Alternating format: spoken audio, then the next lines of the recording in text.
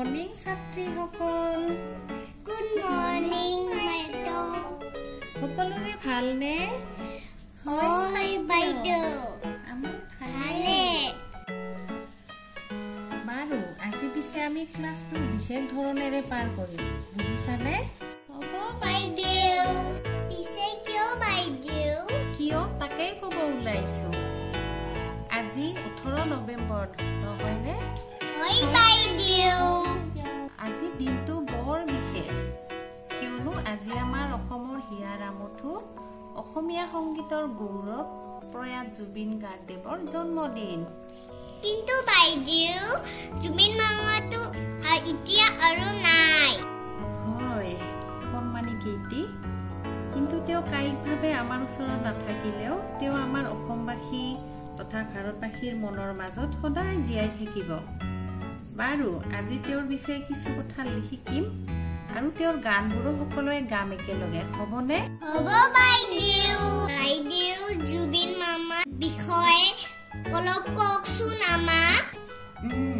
জুবিন গাৰ্গৰ জন্ম হৈছিল 18 নৱেম্বৰ 1972 চনত মেঘালয়ৰ তুৰা তেওঁ এজন প্ৰখ্যাত কণ্ঠশিল্পী আছিল সেয়াটো সকলোৱে জানা তোমালোকে কিন্তু লগতে তেওঁ সংগীত পৰিচালক গীতিকাৰ সুৰকাৰ অভিনেতা আৰু চলচ্চিত্ৰ নিৰ্মাতাও আছিল তেওঁ তবলা গীটাৰ ঢোল কীবৰ্ড হাৰমনিয়াম আদি খুব ধুনীয়াকৈ বজাইছিল কিমান গীত গাইছিল বাইদেউ জুবিন মামা গছ চৰাই জীৱ জন্তু ভাল পাইছিল তেওঁ প্ৰকৃতি প্ৰেমী আছিল তেওঁ গছ বন পশু পক্ষী বৰ ভাল পাইছিল তেওঁ বহু ভাষাত গীত গাইছিল জানানে অসমীয়া হিন্দী বাংলা তাৰোপৰি আমাৰ উত্তৰ পূৰ্বাঞ্চলৰ যিমান জনগোষ্ঠীয় সমূহ আছে যেনে ৰাভা কোচ ৰাজবংশী কাৰ্বি বড়ো তিৱা মিচিং আদি সকলোৰে গীত গাইছিল সকলো ভাষাতে গীত গাইছিল তেওঁ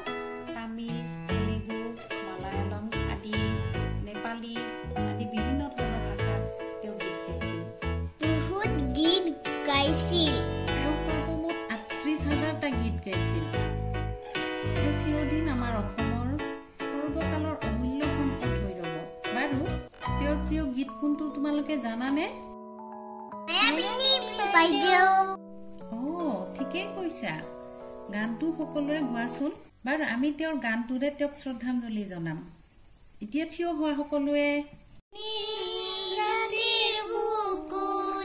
দেখা পালো তোমাৰ ছবি ধৰা দিলা গোপনে আহি হিয়াৰ গুণত তুমি যে মোৰ শুকান মনত নিয়ৰৰে চেষ্টাটো পাল নামি অহা ৰ'দৰে ৰৈ মোৰ দেহত প্ৰতিপুৱা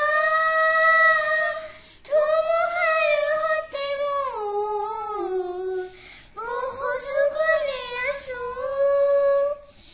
এন্ধাৰো সঁচা মোৰ বহু দিনৰে আপোন নিজৰ গান মোৰ শেষ খবৰ ভাবো তোমাৰ বুকুত আৰু কোনোবাই তেওঁৰ গান গাব পাৰিবানে মই গাম বাইদেউ বাৰু গোৱাচোন কোনটো গান গাবা মায়া মায়াটো গাবা আচ্ছা গাই দিয়া মায়াটো মায়া মায়া মাথো মায়া তুমি যেন খসানে মৰমৰে মায়া মায়া ভৰা দুচকুলৈ হিয়া বুঢ়িয়া চাকিবই জোৰণিয়ে জোনাকী জোনাকী